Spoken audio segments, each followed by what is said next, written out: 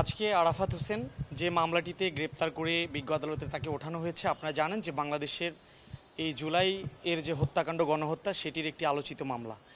এই মামলায় আসামিকে ওঠানো হয়েছে এবং যে রিমান্ডের দরখাস্ত ছিল সেই 7 দিনের রিমান্ডের দরখাস্তে এটা পরিষ্কার হয়েছে যে এই আসামি যিনি স্নাইপার ইউজ করে এই হত্যাকাণ্ডে সরাসরি জড়িত ছিলেন এবং এই হত্যাকাণ্ডে ঘটানোর পরেই শুধু উনি থেমে থাকেননি।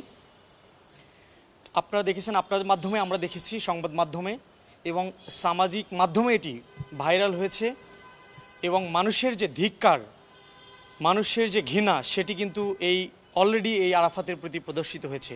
সেই কারণেই কিন্তু এই গ্রেপ্তার এবং আসামির যে রিমান্ড চাওয়া হয়েছে এটি যৌক্তিক।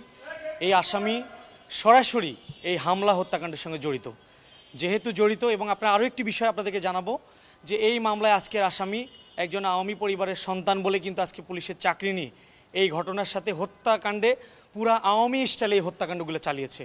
যেহেতু উনি পুলিশ পোশাক পরিধান করেও এই হত্যাকাণ্ডে সরাসরি জড়িত ছিলেন, ওনার নির্দেশদাতা দাতাদের এই মামলার রহস্য উদ্ঘাটনের জন্য খুঁজে বের করা উচিত বিধায় রিমান্ড চাওয়া হয়েছে। আদালত সন্তুষ্ট হয়ে প্রকৃত ঘটনা, রহস্য, উস্কানিদাতা, মদতদাতা এবং এই গণহত্যার পিছনে যারা জড়িত, কিভাবে স্নাইপার ইউজ করা হয়েছিল, বাংলাদেশের ইতিহাসে স্নাইপারের যে ব্যবহার এটি পুলিশ বাহিনীতে এটি একেবারে নিষিদ্ধ এবং এরকম আমরা কখনোই পূর্বে দেখিনি।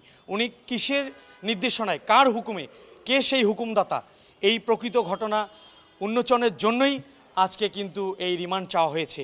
যেহেতু বিজ্ঞ আদালত সন্তুষ্ট হয়েছেন প্রকৃত ঘটনার জন্য, বিজ্ঞ আদালত বক্তব্য এবং শুনানি অন্তে সন্তুষ্ট সাপেক্ষে 3 দিনের রিমান্ড মঞ্জুর করেছেন।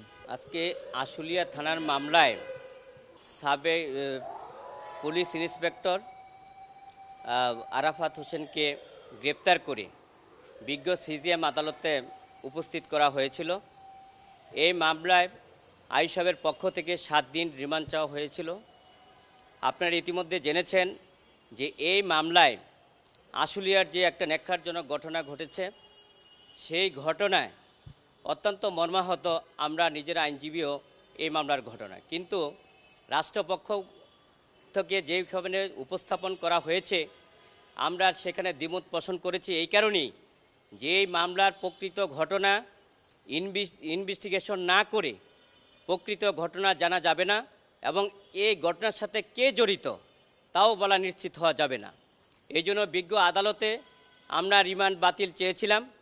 বিজ্ঞ আদালত এবং বলেছে যে রিমান্ড, এবং আমরা বিজ্ঞ আদালতে এও বলেছি যে আজকে যে রিমান্ডের আবেদন করা হয়েছে ইনভেস্টিগেশন না করে এই মামলায় আমাকে সম্পৃক্ত করা হয়েছে। আমি একজন পুলিশের কর্মকর্তা ছিলাম, আমার কাজই হচ্ছে উপরে নির্দেশনা পালন করা, সেটি আমার পুলিশের কাজ।